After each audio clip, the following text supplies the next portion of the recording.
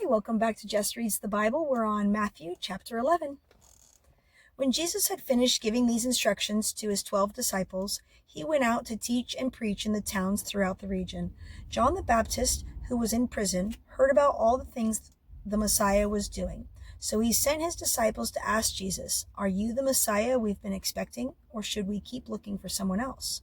Jesus told them, "Go back to John and tell them what you have heard and seen. The blind see, the lame walk, those with leprosy are cured, the deaf hear, the dead are risen to life, and the good news is being preached to the poor." And he added, "God blesses those who do not fall away because of me." As John's disciples were leaving, Jesus began talking about him to the crowds.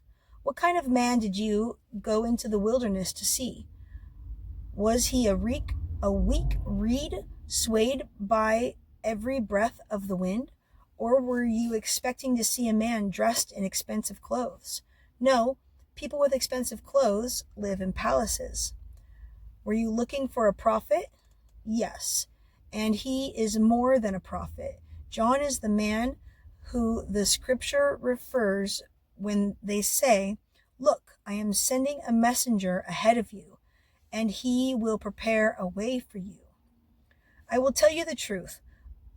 Of all who have ever lived, none is greater than John the Baptist. Yet even the last person in the kingdom of heaven is greater than he is. And from the time John the Baptist began preaching until now, the kingdom of heaven has been forcefully advancing, and violent people are attacking it. For before John came, all the prophets and the law of Moses look forward to this present time. And if you are willing to accept what I say, he is Elijah, the one the prophets said would come. Anyone with ears to hear should listen and understand. To what can I compare this generation? It is like children playing a game in the public square. They complain to their friends, 'We played wedding songs and you didn't dance, so we played funeral songs and you didn't mourn.' For John didn't spend his time eating and drinking, and you say he's possessed by a demon. The Son of Man, on the other hand, feasts and drinks, and you say he is a glutton and a drunkard, and a friend of tax collectors and other sinners. But wisdom is shown to be right by its results." Then Jesus began to denounce the towns where he had done so many of his miracles, because they hadn't repented of their sins and turned to God. "What sorrow awaits you, Chorazin and Bethsaida?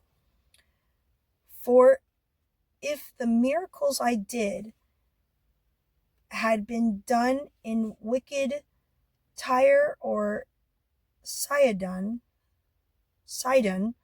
their people would have repented of their sins long ago, clothing themselves in burlap and throwing ashes on their heads to show their remorse. I tell you, Tyre and Sidon will be better off on Judgment Day than you.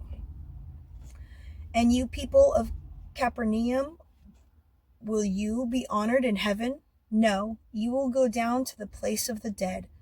For if the miracles I did for you had been done in wicked Sodom, it would still be here today.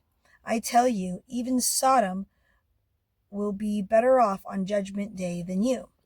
At this time, Jesus prayed this prayer: "O Father, Lord of heaven and earth, thank you for hiding these things from those who think themselves wise and clever, and for revealing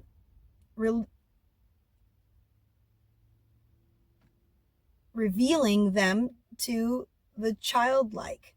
Yes, Father, it pleased you to do it this way.